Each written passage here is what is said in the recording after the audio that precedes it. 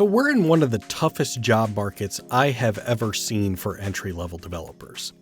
This kind of thing has happened before, but wow, 2023 and probably into the first couple quarters of 2024 is a doozy if you're an entry-level developer just trying to land that first job. But one of the things that can really help you out and set you apart from other candidates and skip those stupid resume filtering software applications is networking. And LinkedIn is the best place on the internet to network with professionals.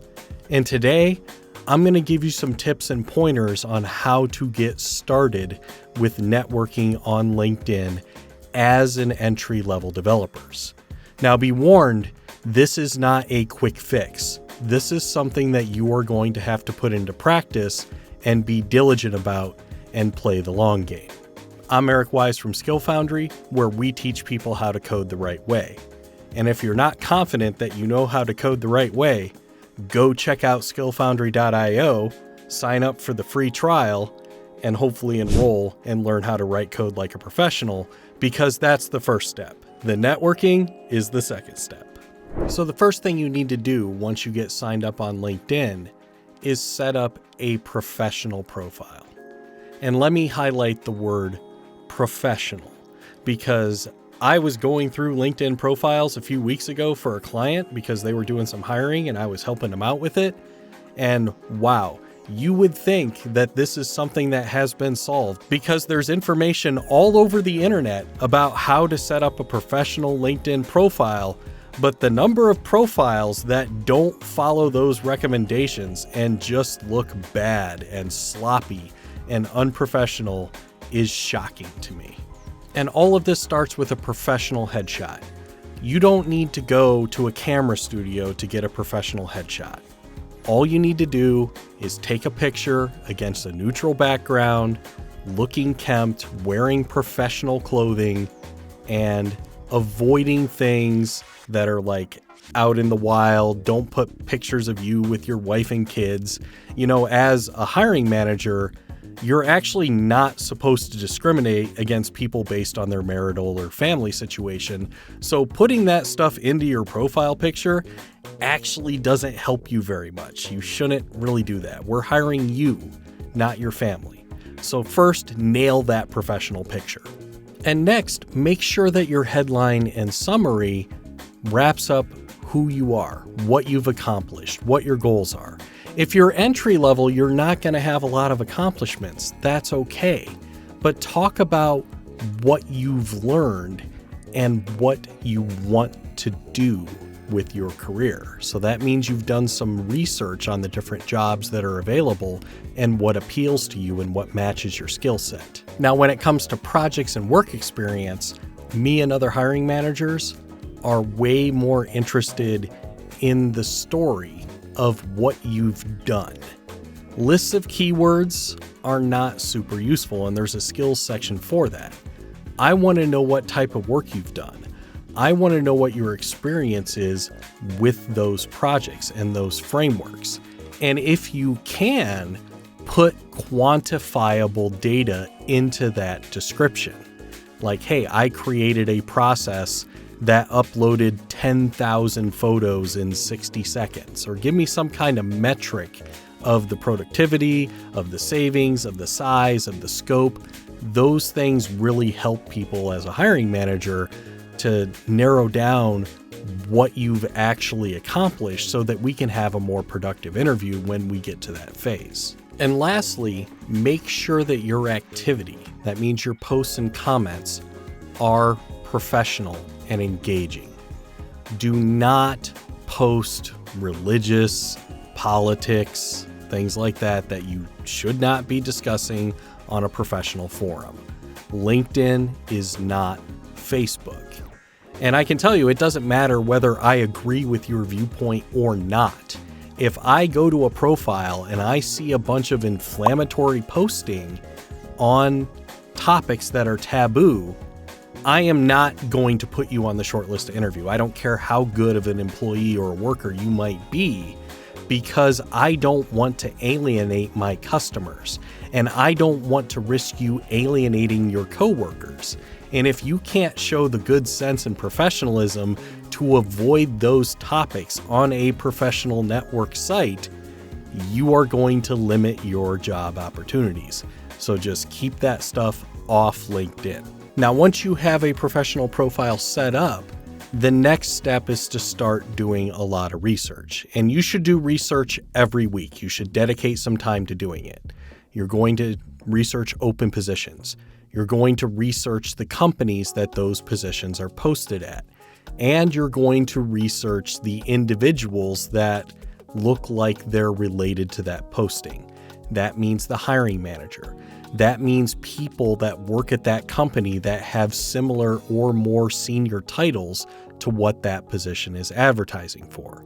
And you're going to need some way to keep track of this. Now, I don't care if you sign up for a free account at like HubSpot, or if you use the LinkedIn tools, if you really want to pay for them. You don't have to. You can even use just a spreadsheet on Google Sheets or in Excel. But either way, you have to start tracking these opportunities and the people at the company that are related to them, because that's going to be critical for the next step. Identified in the research phase, you should be following them on LinkedIn. And as they post content, whether it's comments, whether it's posts, any activity, you should be looking for opportunities to engage in that content and engage in it in a genuine way. You can like, you can comment, you can reshare that post. There's all sorts of ways that you can engage with their content. Just make sure it's genuine. It's something that you're genuinely interested in, because you don't want to come off as fake and you don't want to be fake. So start doing that, start engaging with the content. I recommend that you spend 15 to 30 minutes a day just going through the feed and engaging with that content. And it's part of human nature. The more times you engage with their content, and if you do so in a genuine way, they are going to start recognizing your name, and you're going to move from complete stranger to acquaintance, virtual acquaintance. But that's better than being a stranger. And if you do that for long enough, and if they start responding and liking your comments, you are getting the green light to go on to the next stage. And that next stage is connect. And we've waited to connect until we've received those signals, those green lights where they're liking our comments, or they're responding to our comments, or maybe even they follow you back. Those are all signals that it will be okay for you to hit that connect button. Because it's generally not good to just connect cold to somebody. Because when you connect cold, even if they accept your request, it's immediately very suspicious and very transactional. There's a lot of spam. There's a lot of people that ask for favors and take without giving. So by engaging first and doing that for a while before you connect, you build a more genuine connection with the person. And when you hit that connect button, be sure to take the opportunity to leave that personal message. Keep it brief, but remind them of engagement that you've had on the platform. And that will spark that, again, that recognition of who you are. And that's a very powerful thing. And also just be honest. You're young in your career. You're trying to get your first job. Let them know that you've appreciated engaging with their content, and you would love to have the opportunity to speak to them on a more direct basis. That will generally be better received than any cold connection that you're going to make on LinkedIn. And the last step then is to try to meet.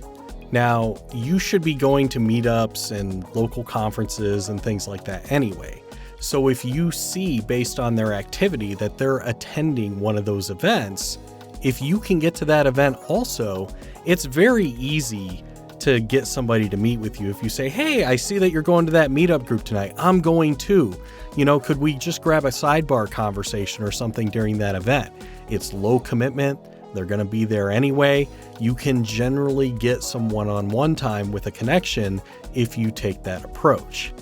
And if they're not going to be at the meetup, a really cool way to do this is to say, hey, I'm attending this meetup. Is that something you would go to? Would you like to come and meet me there? And if they can't do it, most people will say, no, unfortunately, I can't attend that. And then you can follow up with, well, could I buy you a cup of coffee or something sometime so that we can have a conversation? And that's a much nicer way to ask for somebody's time. And that's the advice I have for building and starting a new LinkedIn network. You just need to slowly engage and slowly build rapport.